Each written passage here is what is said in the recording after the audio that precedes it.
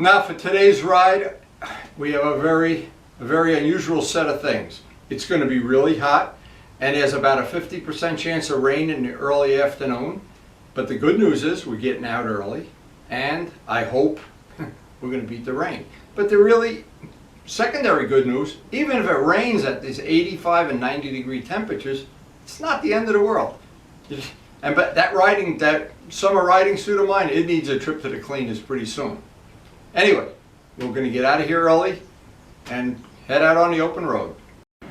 Now I've been trying all kinds of little experiments of things to deal with the other day. It was 95 when I got back, and it was just really hot. And I'm not going to ever ride without my, the armor, but especially after this summer. But there's a couple little things that have worked well. Number one, I've been carrying that bottle of water, and anytime I know it's going to be over 95, and just dumping it and drinking half of it and dumping half of it down my back and down my chest, and it's where I call it the horse bath. I'm not sure the women of the world would agree with that, but that's pretty much what it is. And it works perfectly. The first time you do it, you'll just not believe how good it works. Just take your t-shirt wet, wring it out. It's pretty easy. Put it on, put your summer riding gear on, and you'll see, oh wow, that Wendy discovered something pretty good. It actually does work pretty good. And anybody knows when you're in the winter, you want to be behind that windscreen. And of course, even a little windscreen, a low one, protects you from the blast of cold air. But in this weather that we've been having now, I would say riding a GS and getting a nice big blast of cold air is just about as good as it gets. Now, after sharing this idea with several other people that ride in hot weather, one of the things that, and I will not mention any names, because this is one of his trade secrets, he freezes the bottle of water so it's really a bottle of ice. And then when you get up to the mountain, your bottle of water is ice cold and everybody else's is lukewarm. And I won't tell anybody who told me that. Now I know Vlad has a hydrating thing. It's like a jug of water with a tube that goes up to your mouth so you can hydrate while you're riding. And you think that you really don't need that, but I wonder how many days I would have given anything for some extra cold water, especially if it was, I didn't have to shut the bike off and get off the bike. I could do it while I'm riding. So what I'm going to do, I'm going to look into these bicycle hydrating things. And when I spoke to Luciano, he said that might be worth having in these hot days. And just to report, I was up to Luciano's house, so was Joe Roselli. He's doing great. He's actually got the Ducati part ripped apart. He's already got parts ordered, and we're already planning this winter on doing whatever we can to bring it back to its original glory. And Scott, I love those pictures you've been sending me from Colorado and from Kansas. That one with the bike in the sunset, dances with wolves, dances with FZRs. Maybe we could take your picture and I could get John to Photoshop your bike out and put my FZR in there. Not a bad idea. And then I'll take full credit for the picture. Now, that was a nice picture, Scott. Thanks for sharing. And I'm hoping by now that both Joe and Aaron, who both have GSs, and both have some problems that they're working through, with the day will come we get together and get all our GSs running and go for a GS ride. Well, right now it's time to see if we're going to beat the rain or if the rain is going to beat us. Most of the time we win, but the times we don't, we really paid a big price. It's really not a lot of fun. But it is almost bearable and almost fun when it's in these 90 and 95 degree days. So get ready and let's just get out of here. So Karen mentioned something very funny to me this morning. Said this is the first month in the history of our 28-year marriage we've spent more money on gardening supplies than on motorcycle parts. I know, maybe she's right. In fact, definitely she's right. But we are having fun.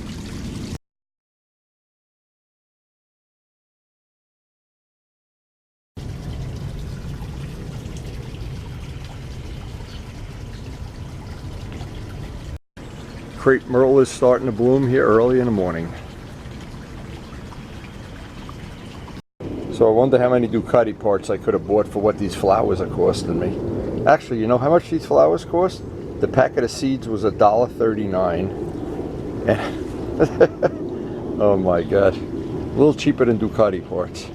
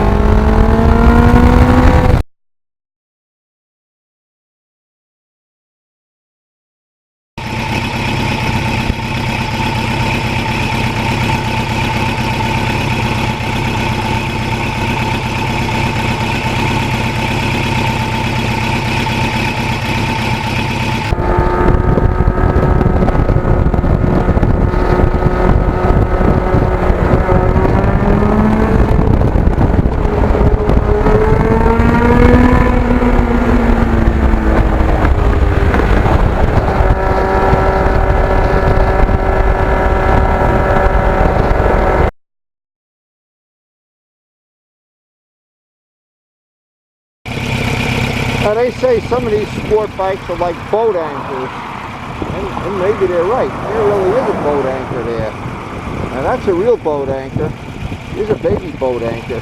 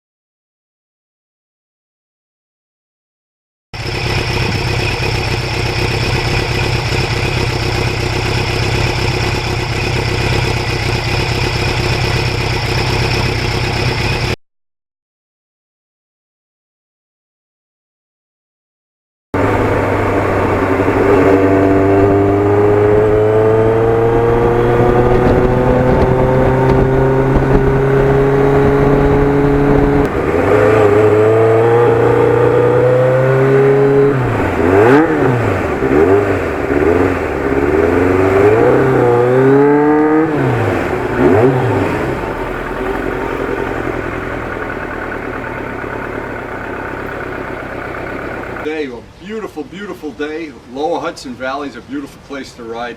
This is what made the day complete. Wow. I drank half, did the old HB.